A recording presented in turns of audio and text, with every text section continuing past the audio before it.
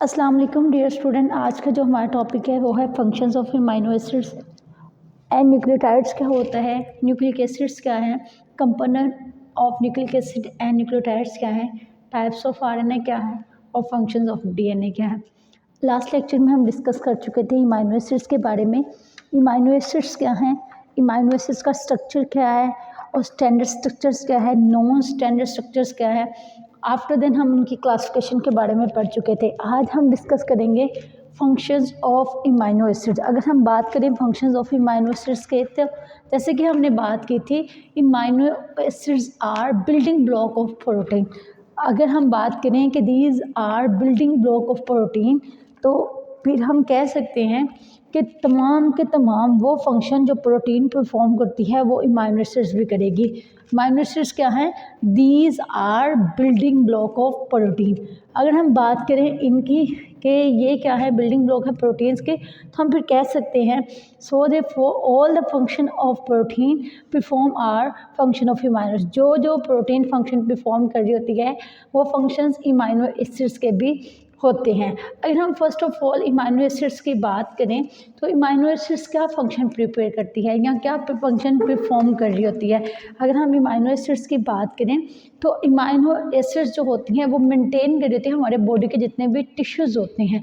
और हमारी body full of body, जो हमारी पार्ट ऑफ बॉडी है वो सारे के सारे टिश्यूज़ से मिलकर बने हैं। तो ये मेंटेनेंस कर रही होती है हमारी बॉडी के जितने भी टिश्यूज़ होते हैं, क्योंकि ये टर्म जो है बिल्डिंग ब्लॉक ऑफ बॉडी है, इसलिए हम कह सकते हैं कि मेंटेन कर रही है बॉडी के टिश्यूज़ को और इंक्लूड होती है डेवलपमेंट में और रिपेयर में।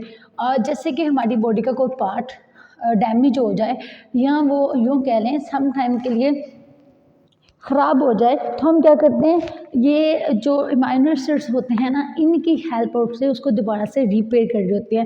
डेवलपमेंट जो हमारी बॉडी में हो रही होती है ऑर्गन्स में, टिश्यूज़ में, तो वो जो है अमीनो एसिड्स के बरक्स हो रही थी, क्योंकि प्रोटीन ये फंक्शन परफॉर्म कर रहा होता है और प्रोटीन के जितने भी फंक्शंस हैं वो अमीनो एसिड्स में आते हैं। आगे बेसिकली प्रोटीन्स जो है मेजर सोर्स हैं एनर्जी का।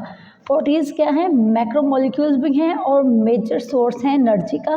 तो ये अमीनो एसिड्स में भी ये मेजर सोर्स होगा, ये एनर्जी का एक बहुत बड़ा ज़राया भी है अमीनो एसिड्स।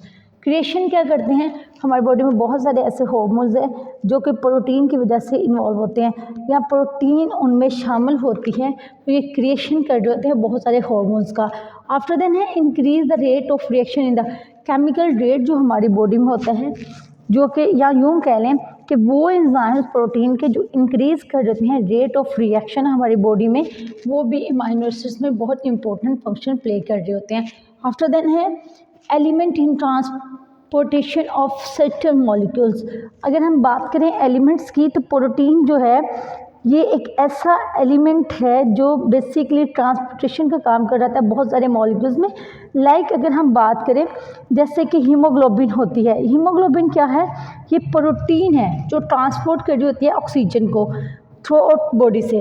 तो ये हमारे पास इसकी बेस्ट एग्जांपल होगी। आफ्टर देन लिखा हुआ है कि ये कुछ मॉलिक्यूल्स के तौर पर भी जो स्टोरेज का काम करते हैं। क्या करते हैं, जो ये है हमारे पास अमीनो एसिड्स, ये प्रोटीन्स भी होते हैं, तो ये स्टोर करते हैं या यूज़ किया जाता है इस फंक्शन को स्टोर करने के लिए बहुत सारे मॉलिक्यूल्स बॉडी में।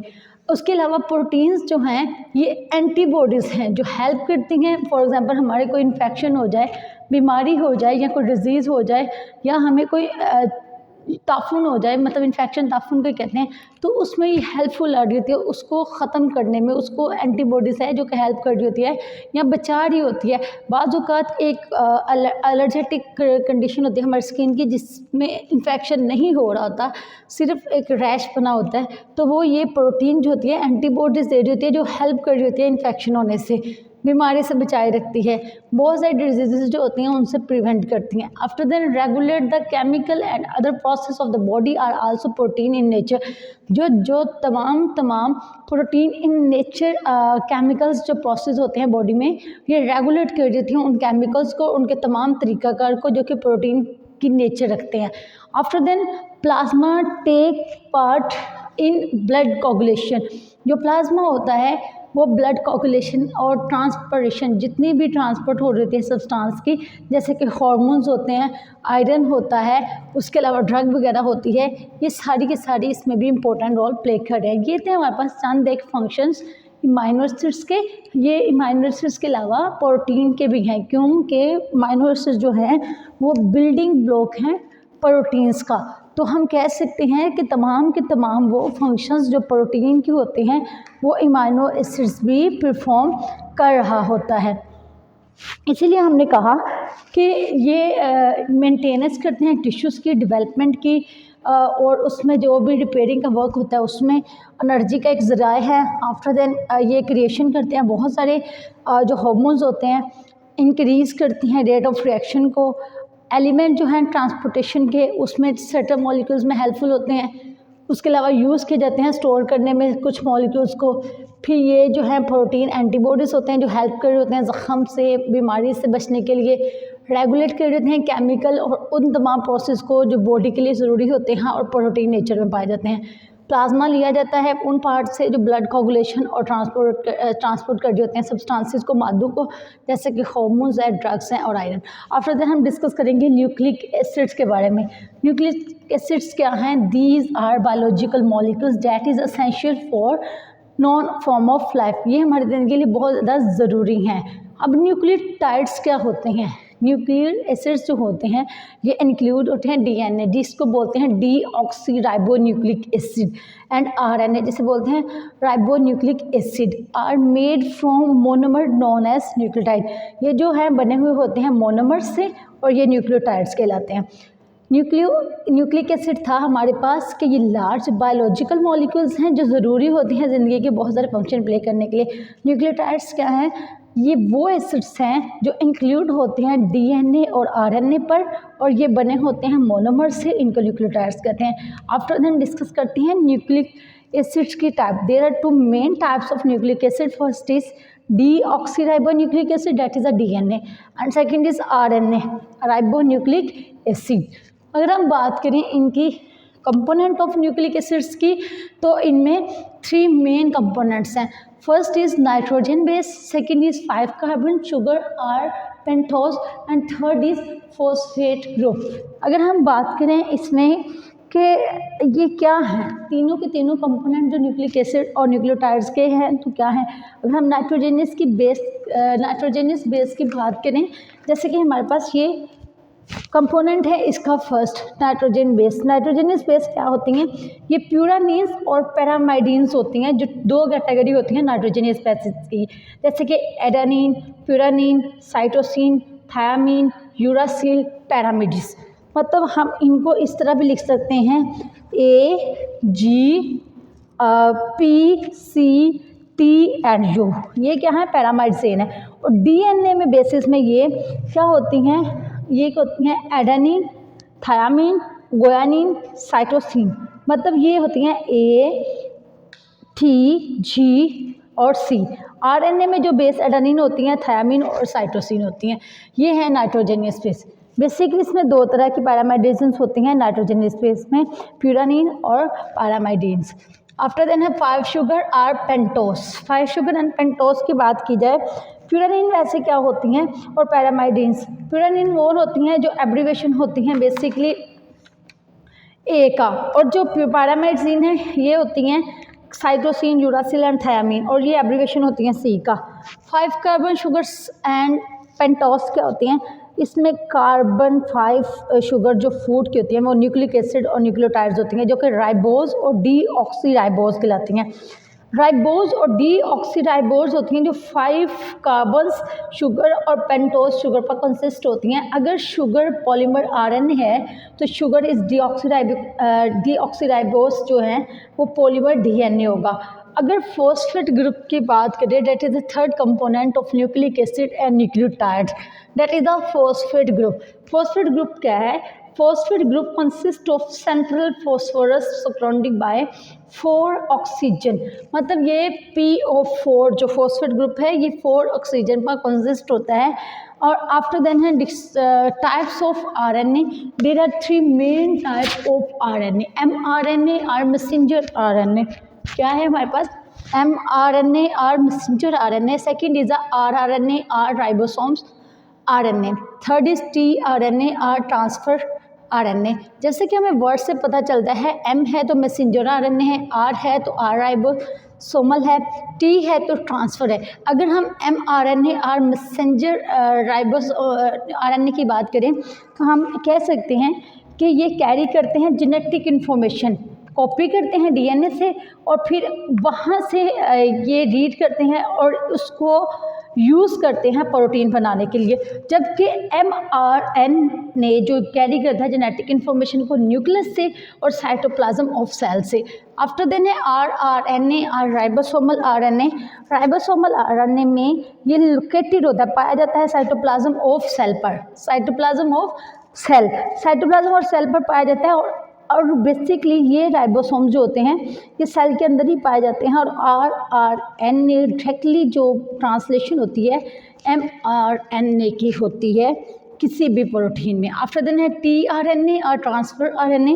tRNA या transfer RNA like RNA tRNA is located in the cellular cytoplasm, ये सेलुलर साइटोप्लाज्म में पाया जाता है और इसको इन्वॉल्व किया जाता है प्रोटीन की सिंथेसाइज करने के लिए।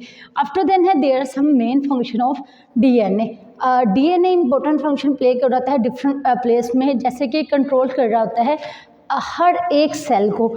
हाँ, नो डाउट डीएनए बॉडी के तमाम सेल्स को कंट्रोल कर रहा होता है, क्योंकि ये रिस्पॉन्सिबल होता है हमारे एक्सटर्नल एजेंट्स का जो कि रेगुलेशन कर रहे होते हैं हमारी बॉडी में प्रोटीन्स की, राइबोसोम्स और डीएनए की।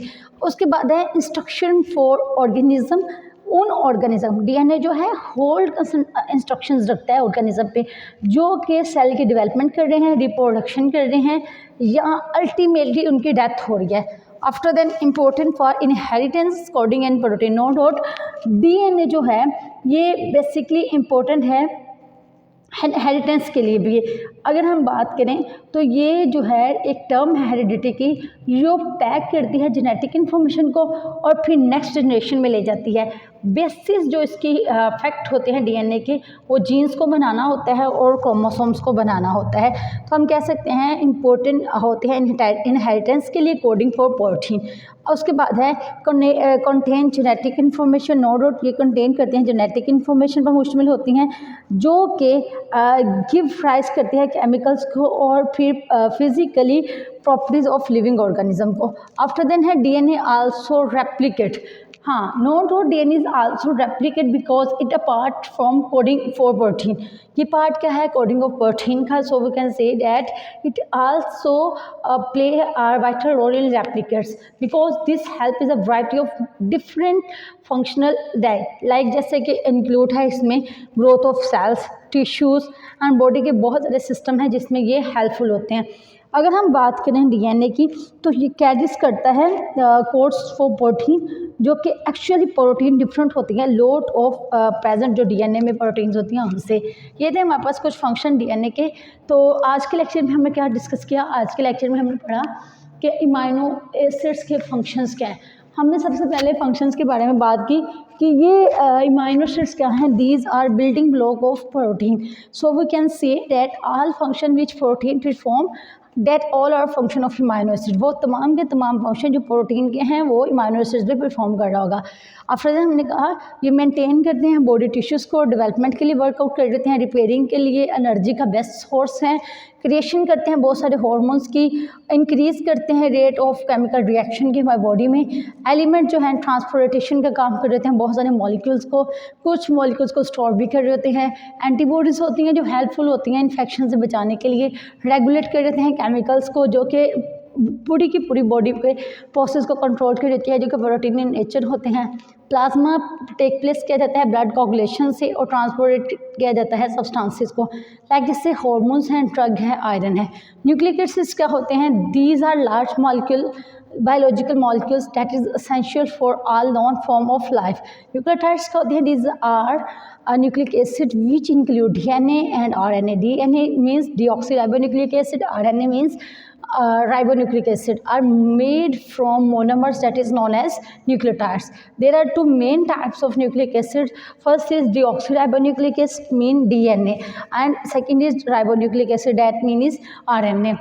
Components of nucleic acid and nucleotides. There are three main components of nucleic acid and nucleotides. Nitrogenous base that depend on two main groups. First is pyrimidines or purines. After then 5 carbon sugar are pentones that is consist on ribosomes and pentones. After then for phosphate group or further hand types of RNA. There are three main types of RNA. mRNA that is the messenger RNA, rRNA that is the ribosomal RNA, tRNA that is a transfer RNA. After then function of DNA, there are many functions of DNA. Basically first function that is very essential, that is control everything in cell, because cell produce many important functions in our body. They play a vital role in reproduction, growth, cell making, tissues making. So we can say that it control everything in cells. Instruction for organism important for inheritance, coding and protein. ये क्या करते हैं, contain होता है genetic information पर. DNA जो होते हैं रेप्लिकेशन में हेल्पफुल होते हैं, क्योंकि ये प्रोड्यूस कर देते हैं, रिप्रोडक्शन कर देते हैं, मेंटेन करने के लिए सेल की ग्रोथ को, टिश्यूज़ को, बॉडी के सिस्टम को. ये था हमारा आज का topic. Thank you so much.